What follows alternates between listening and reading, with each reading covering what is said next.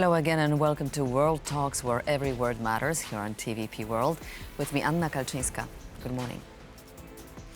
The global political landscape is being transformed by strategic competition, growing global instability, and attempts to undermine the international order.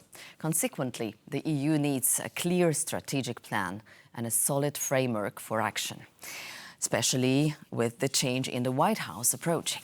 Joining me today in the studio is Paweł Świeboda, Senior Fellow, European Policy Center, former government and European official, economist and manager. All those titles apply, are equally important. Good morning, sir. Good morning. Good to have you. Thank you for having me. All right, so we have just heard from Elbridge Colby, which has been designated as Undersecretary of Defense by Donald Trump, that Poland is doing the right way in trusting USA moderately and with increasing the defense spending, and that other European countries should follow suit. So my question is, how is Europe bracing itself for the new Trump era? What we just heard is indeed a traditional line, one could say, of the Trump administration.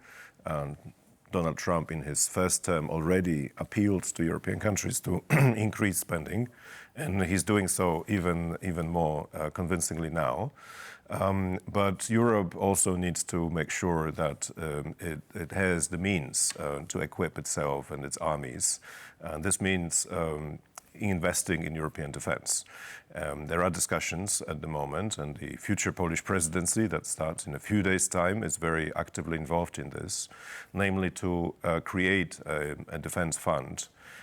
There's a discussion about 500 billion euro. That's a sizable amount. It would be intergovernmental because we have to wait for the future long-term EU budget.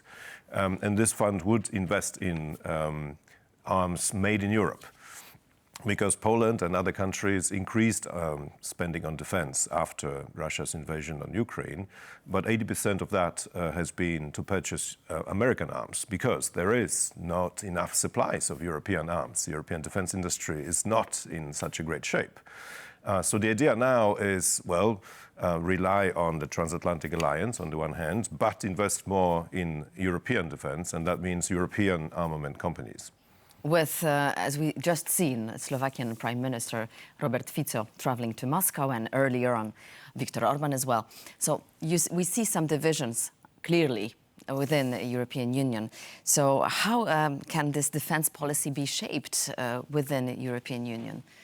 I think the idea is to create... Clearly not everyone shares the same paradigm, right, and understanding of the threat from Russia. No, that is for sure. And the European Union generally needs to build whatever coalitions are feasible in the next years. So waiting for everybody to follow the line is not going to happen, right? And that has to be accepted. So on defense, on other matters, those who are willing to move need to act. And this is what is happening, right? This 500 billion euro fund I mentioned earlier is an example of such an initiative. It's not waiting for the European Union procedures as they have traditionally been put in place to deliver. It is acting now because the needs are now. And in other areas we can see a similar dynamic, meaning those who are willing, in spite of a super difficult political situation, because it's not just Hungary and Slovakia having a romance with Mr. Putin, it's also political crises in countries like Germany and France, traditionally at the core of the European Union. So those who are in better shape, those who are willing to move forward, need to step up the game. Like the North and the South, as we just seen in Finland, right? This very peculiar summit discussing defense and security and also challenges of migration. But you yourself, you're dealing with economic security within the European Policy Center. So what are the likely implications of the US-China trade war for EU? Well, there will be immense pressure on Europe, and this is because of two reasons. First of all, Donald Trump is very likely to impose tariffs on European exports to the United States. He has a particular fixation with tariffs, one could say. trade economists would argue that this is definitely not the best argument and the best instrument you can have. But Trump somehow for years has thought highly of tariffs, right? So he is likely to introduce them. This means the European export industry will be squeezed, especially car manufacturers in Germany, where the political crisis takes place. And then there will be the second squeeze coming from China, because the tariffs that Donald Trump will impose on Chinese produce will be much higher. The discussion is about 60%. And China will need to redirect its exports somewhere.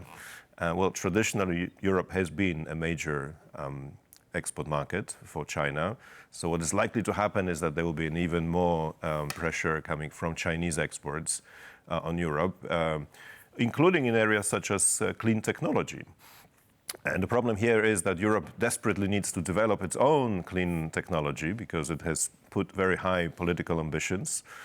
The Green Deal, which the President of the European Commission, von der Leyen, has proposed and has been voted in. But now the question is... And she has put it high on the agenda. And it's now high on the agenda. But the question is, are the wind turbines made in China? Are the solar panels going to be made in China? Is that the idea? Clearly not. So Europe is seeking to make much more of the clean tech in Europe. And if the Chinese exports pile up, there will have to be some sort of decisions, probably to press a pause button on those Chinese imports, as is happening already, because we have seen in the past few months in areas such as EV batteries that Europe has used trade defense measures to make sure that the Chinese exports do not create too much of a pressure on the European economy.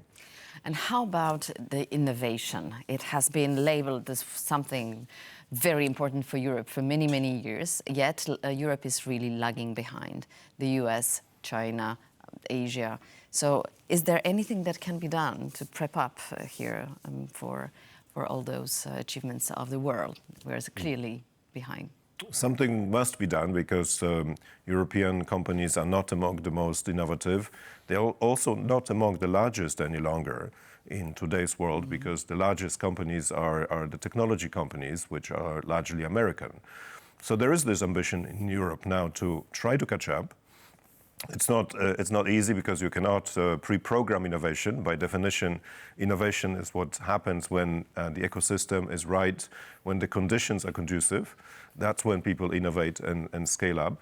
And this is not the case right now in Europe. It's not the case, even though Europeans are they are ingenious and very innovative. And you look at what they do in the US, it's often Europeans who are in the lead. However, they can't really replicate that in Europe because of fragmentation. So we need to create better conditions for companies to scale up. We need to have better access to funding as well. This is the single most important reason why a lot of companies go to the United States, because they can't find sufficient funding in Europe. And it is available in large quantities in the US for startups, for innovative companies. And bureaucracy, I imagine. And bureaucracy is also a big problem. Now, all of these things are easier said than done because, of course, we have a legacy issue, meaning that bureaucracy has piled up over the years. So how do you cut it? It would be best to have a reset, namely start from scratch, but it's never that easy, of course, in mature economies such as the ones in Europe. So yes, this term of the European institutions will be very much about doing everything we can to scale up the innovative effort. There is one entrepreneur, however, who seems to be doing quite well everywhere he wants, and that gentleman is called Elon Musk.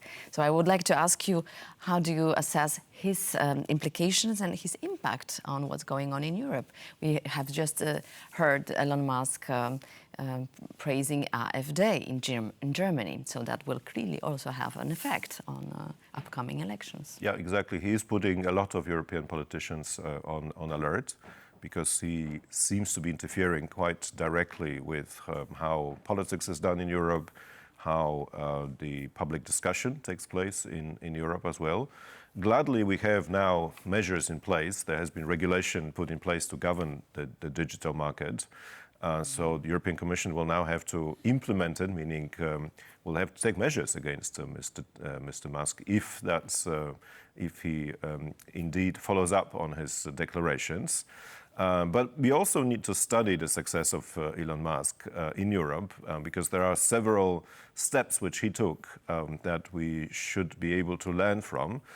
For example, his space company got to the size Another that area it has now. where we're just behind, right? Exactly, but the reason why he was able to scale up so quickly is because he had government contracts, right? So it wasn't just himself in a little corner of the world doing his best to send a spaceship to the space. It was actually government contracts. So we need that type of procurement in Europe as well for innovative projects.